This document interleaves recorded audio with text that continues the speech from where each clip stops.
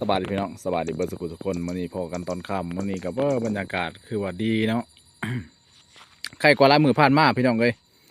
มื่อนี้กับฝนตกกับแห้งเติบอยู่หากพอบ้านเฮามันแห้งแรงร้ายตกมากับน้ำกับพอดีหงหน้าเฮาก็ถือว่ารอดไปอย่างวุดวิดเนาะถ้ามาตกอีก2-3 มื้อนี่เรียบร้อยพี่น้องมื่อนี้บรรยากาศก็คือนั่นนี่แหละท้องฟ้าอึมครึมบางหันก็ฟ้าแตกเต็มต่ำมีพ่อก็ต้นคำพี่น้องบรรยากาศก็ประมาณนี้ อัปเดตตรงไหนตรงหน้าวันนี้จะพาพี่น้องไปเบิ่งหูปั้นที่ว่าเกิดจากธรรมชาติเนาะธรรมชาติสร้างขึ้นหูปั้นก็ได้หูปั้นก็เป็น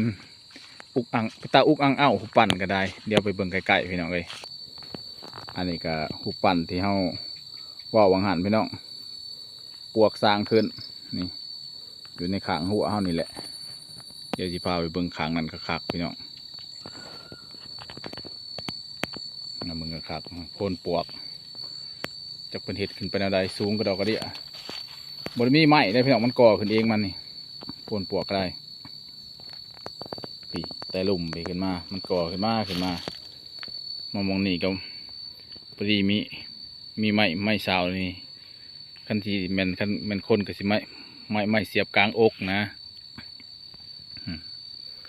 เบิ่งนั่นหนึ่งก็อยากคือแล้วพี่น้องคืออยู่ได้คือหูปั่นเนาะคือผมมีตามีดังคืออยู่นี่ก็เป็นสีมือปวกของแท้เลยนี่มันยังก่ออยู่นี่หางมันนี่จะมาเบิ่งต้นคำที่ซื้อดอกนี่ปรับแสงเห็นมันยังก่อขึ้นเรื่อยๆ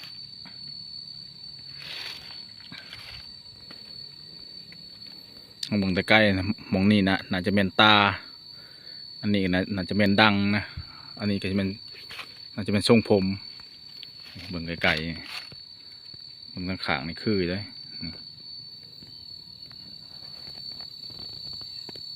อันนี้ก็จะเป็นโพนปวก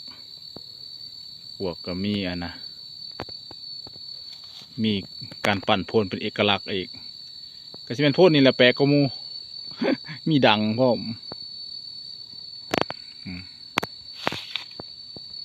ตะลุมขึ้นมาถือว่าคือเติบสุดชิมือปวกเลยนี่กาว่า